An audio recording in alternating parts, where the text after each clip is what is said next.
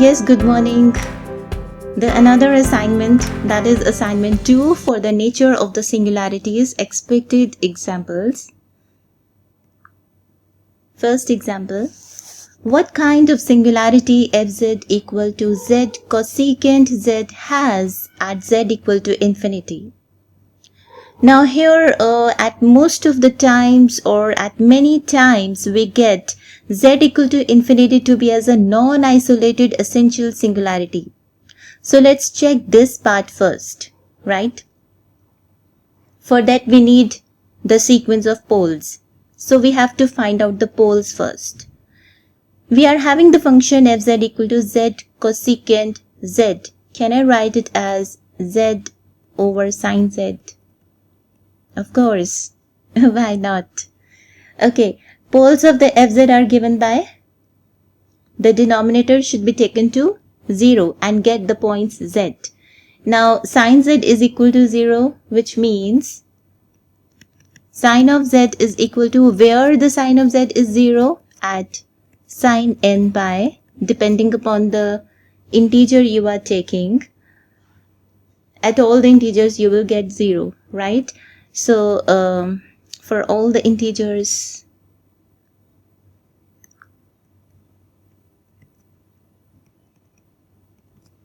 right, that means my z is equal to n pi.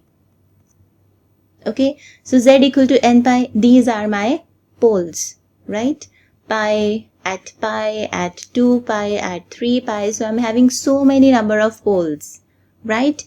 Now to find out the limit point of these poles, and for finding the limit point of these poles, we have to take the limit n tends to infinity. Now as n is tending to infinity, z is tending to infinity. Okay, so z will become your limit point of these sequence of poles. So now as n tends to infinity, z is tending to infinity.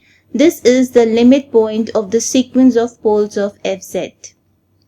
So it is a non-isolated essential singularity. This is your theorem.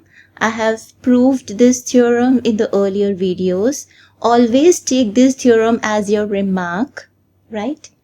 Okay, so they have asked that what kind of singularity you are getting at z equal to infinity. So I got the result that at z equal to infinity I am getting my non-isolated essential singularity. Next, this is very important, very important. Find the kind of singularity at z equal to a and z equal to infinity of the function cot pi z over z minus a whole square. We will discuss number of cases over here. Now first one is, we have to find the poles first. Now where I am getting the poles, the denominator should be 0. That means where the denominator should be 0 at z equal to a. So z equal to a is my pole. So f of z has pole at z equal to a. Very fine. Okay. Now to check whether it is a pole or not at z equal to a, is I am getting my pole or not? I am checking that thing. For that, I have to check limit z tending to a f of z. This limit should be infinity, right? For getting the pole, the limit should comes out to be infinity. And if the limit does not exist, that means that is your essential singularity. If this limit comes out to infinity, then this is your pole. And if this limit comes out to be finite, then this will be your removable singularity. So let's check. Limit z tends to a, the function is cot of pi z over z minus a whole square, which is equal to, put the value of z over here, what you will be getting. This is again your, okay, what is cot? This is cos of pi z over z minus a whole square, sine of pi z. So I'm getting cos of pi a over 0. That means this is infinity. The limit comes out to be as infinity. So yes, f of z has a pole at z equal to a, right? And we have also checked that this limit is coming out to be infinity. Of course, fz has a pole at z equal to a. Now to check the order of the pole, right? So here in the denominator I am having the power 2. So let's start. Now what is the formula for checking the order of the pole? The formula is limit z tends to a, z minus a, f of z should not equal to 0 or infinity. The limit should not comes out as 0 or infinity. Then we say that the power at where the limit is not 0 or infinity, we say that the function is having pole of order as according to the power I am having this result. Now I am taking first the power 2 over here because in the denominator the maximum power is 2. Let's check for this. So this is limit z tends to a,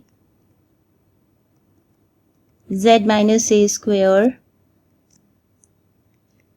cot of pi z over z minus a whole square. This will cancel out.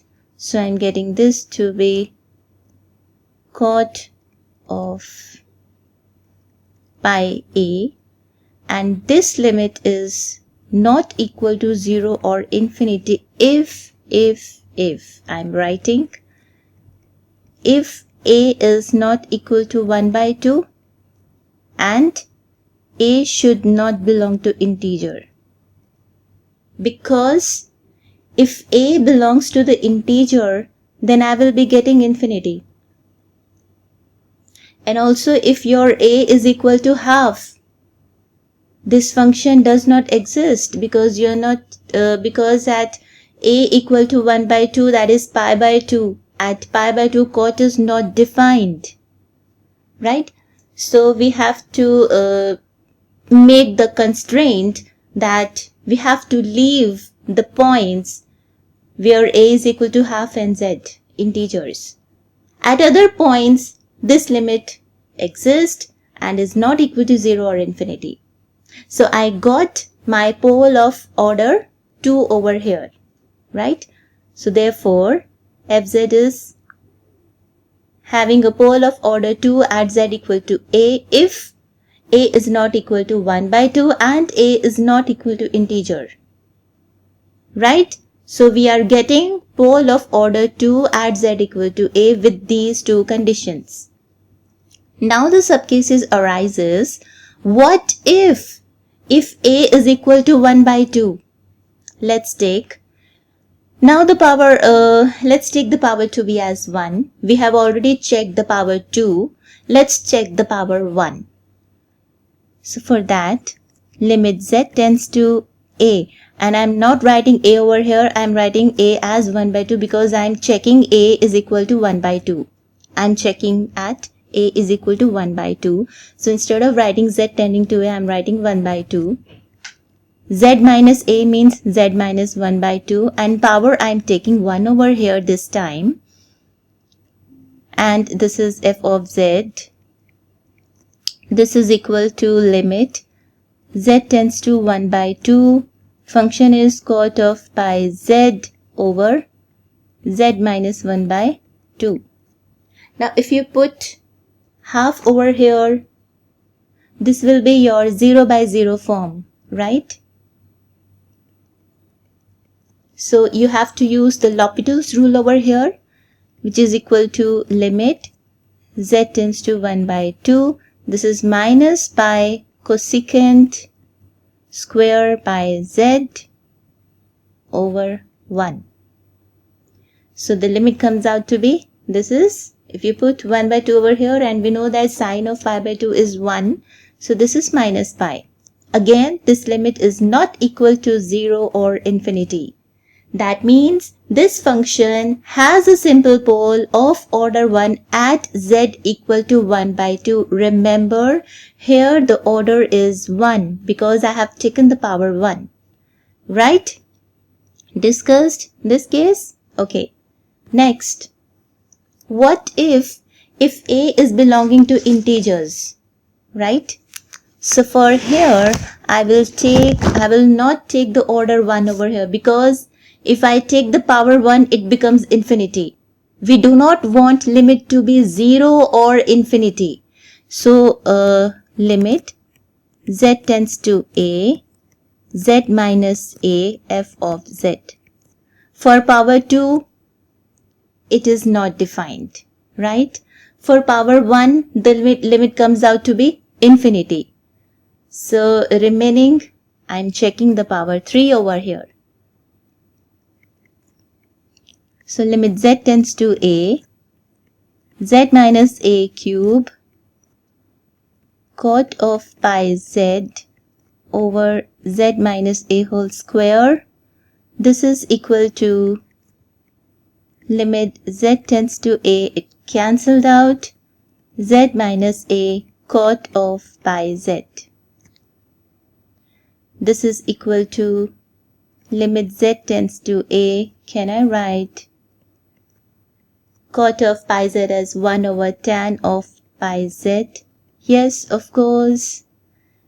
Now this is again 0 by 0 form, using the L'Hopital's rule. So which is limit z tends to a, take the derivative of the numerator and denominator with respect to z. This is 1 over pi secant square pi z. Now if you put the limit z equal to a over here, I will be getting 1 over pi, which is not equal to 0 or infinity again. So fz has a pole of order 3 at z equal to a if a belongs to integers, right?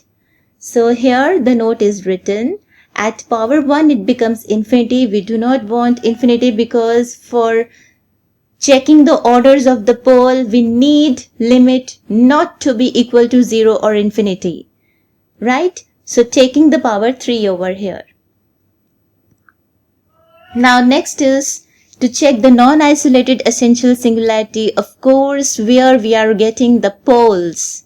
Now since limit z tends to n, f of z is equal to limit z tends to n, this is cos of pi z over sine of pi z, z minus a whole square, because I have changed cot of pi z as cos of pi z over sine pi z. Now this is equal to, now as n is tending to infinity, z is tending to infinity, you can put z tends to n over here. You will get cos of pi n over sine of pi n, and we know that sine of pi n is 0 everywhere. So this is and pi of n will be, of course, plus minus 1 depending upon the value of n. So the result is infinity. Right? Right? So for n belonging to integers. So since fz has poles at where I am getting the poles at z equal to n. For finding the limit point of sequence of poles, we need the number of poles first. So check the denominator where the denominator is 0 at z equal to a. That means at z equal to a, I will be getting my sequence of poles, right?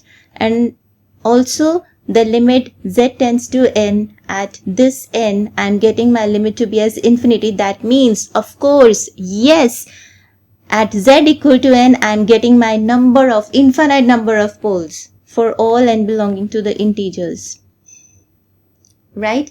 And now because I am having the infinite number of poles at z equal to n, that means 1, 2, 3, 4, 5, 6, infinite number of poles. What is the limit point of these sequence of poles?